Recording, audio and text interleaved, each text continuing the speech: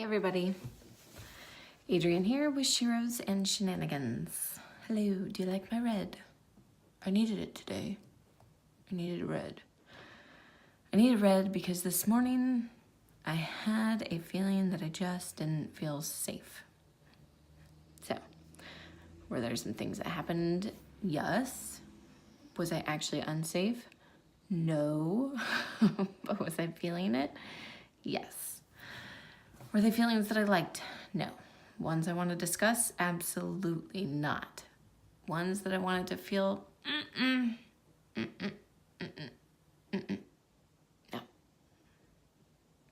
Did I feel them? Yeah, some of them. Some of them are still there. But I hit this point where I went numb for a minute and realized numb is not where I want to be. It's really not. I don't want to feel these feelings, but numb is not where I want to be either. So, what do you do when you're in that, right?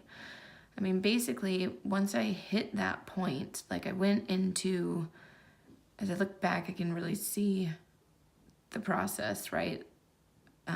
We're born into these bodies that make meaning for us. So I could either go into a lot of history and analyze the process and find out where all the meaning was and everything like that. But I don't have time and I don't really care because I'm not into always trying to rehash my past. I mean, there are times when, you know, some of it needs to maybe be brought up for point because time's not linear and it lives now too. Sometimes the past lives now also. So, but at the same time, I like moving forward more. So, and as I'm moving forward, there are times when things are hitting. And what do you do when that happens? Well, seeing as how I was beginning to venture into a bit of some toxic despair earlier, such as I'm not worth it, I don't feel safe, all of those kinds of things, I realized, you know what? I am safe and I am worth it. And I had to stop telling myself that for a minute. What do you need when you're not feeling safe? You need some red. Because we're going to talk about chakras today. I know you've heard of them, but this is one of the little tools in my tool chest when I hit toxicity. So I thought I'd share it with you. This is part of the dogma that belongs in my mansion. All right, I was in my doghouse earlier and I needed to build my mansion. So here I am. Otherwise, I don't think I would have shared anything with you guys today because I was not up for it. And I was not up for feeling numb. I knew that that had to be unblocked and I knew I didn't want to spend the time on it. So how do you block something when you don't want to spend the time, or unblock something when you don't want to necessarily spend the time on it? Are you going to revisit that? Yes, you're going to revisit it. You're going to probably, most likely need to, but you can work on at least unblocking it so that you can kind of function throughout the day without it becoming this terrible toxic thought process. How do we do that? All right, I'm going to leave you a video at the end to show you exactly how I do it. Sorry, excuse me, that wasn't fun for you. All right. Basically, you've most likely all heard of chakras. If you haven't, then welcome to the woo-woo train. Woo-woo! Okay. There are a lot of chakras in your body and outside of your body. They're your energy centers. And this is not a belief system. This isn't something that you have to necessarily buy into. It doesn't matter if you buy into it or not. That's the cool part. It's there. And it works. I don't care if you believe in it or not. It works. Do you want something that works or not? All right, so let's go into it. You have somewhere like 342 chakras or something all over. Mainly at different joints and stuff in your body.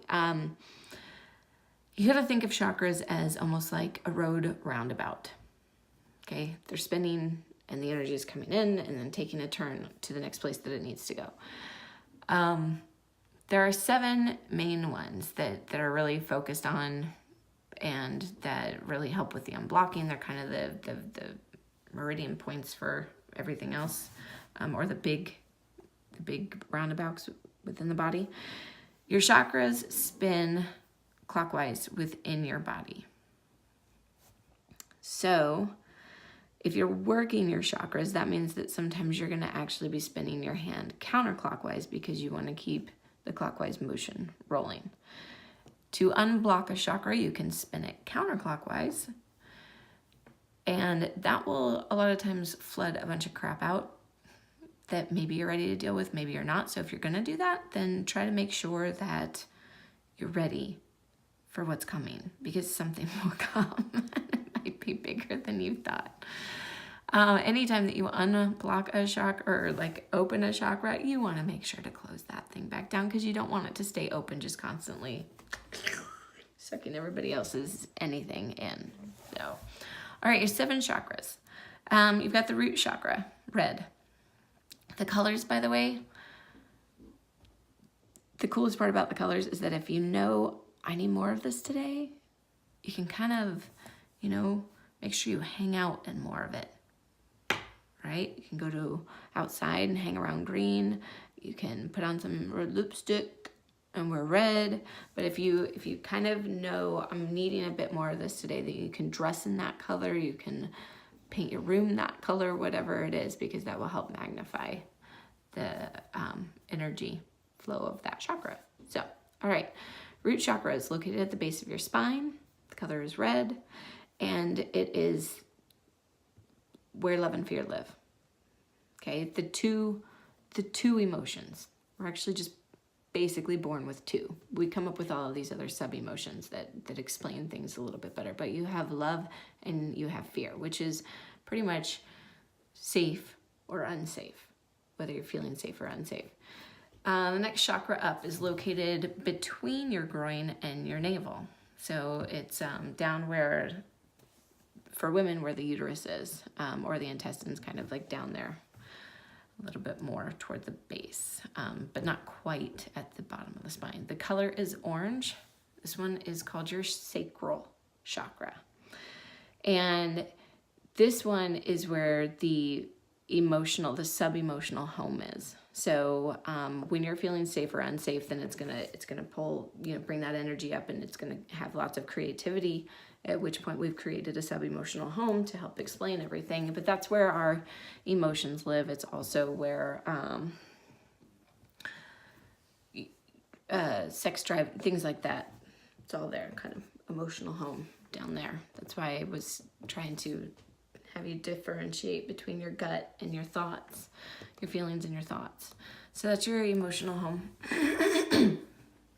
Then above 2 inches above your navel and a little bit beneath the rib cage is your solar plexus, and your solar plexus color is yellow, and that one is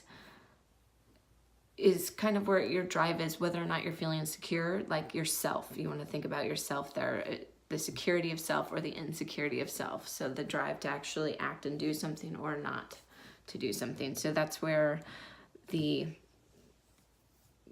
where self is, all right? Sense of self, security, insecurity.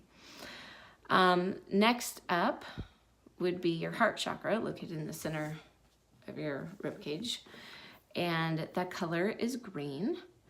And this is where nourishment and neglect reside, basically, is kind of what you want to think about it. Are you nourishing yourself or are you neglecting yourself? That's there. So I'm trying to keep this simple. Okay, next one up is the throat chakra, located here. The color of it is blue, and that is where the ability to either convey or desire to conceal is. So being able to speak your feelings, speak your thoughts, send love, that's the convey or conceal. So third eye chakra up here, the color is kind of like a deep purple, and that one is where thought and perspective live. Okay, thought and perspective. Also, just seeing how you see the world, basically. And then above that is your crown chakra, located at the top of your head. That one is more of an indigo color. So basically it's the colors of the rainbow from bottom up. It's an indigo color, and that one is where you're connected to either consciousness or cynicism, is kind of how you want to look at it. So are you connected to the conscious, the light consciousness, or the cynicism of the world, kind of a thing. So it's those thoughts and vibrations that are living above you, and which ones you're connecting to. So, yeah. So that's your chakras. Now, unblocking them. You have your, I guess it would be right hand, but this is really my left hand. So would you have your right hand and your left hand? Your left hand is a receiving hand, your right hand is a giving hand. When I decide to do chakra work, then I usually place my right hand down and with my left hand on top. Now, if I really want to actually receive information from my body, then I would use my left hand. And with my left hand, then I would probably stir my chakra counterclockwise, just to kind of open things up and actually be able to kind of go, okay, I'm need to gather some information for myself to try to figure out what the hell is going on, right? Most times, I've already kind of come to the conclusion that it doesn't matter what the hell is going on because my body's going to try to react to it anyway, right? That's my hardware that's driving a lot of the things. So really what I need to do more than anything is I need to unblock it rather than always analyze it. Now, I analyze a lot. That's not to say that I don't, but a lot of times I need to just unblock it. I have spent years just analyzing stuff. I help people analyze themselves even.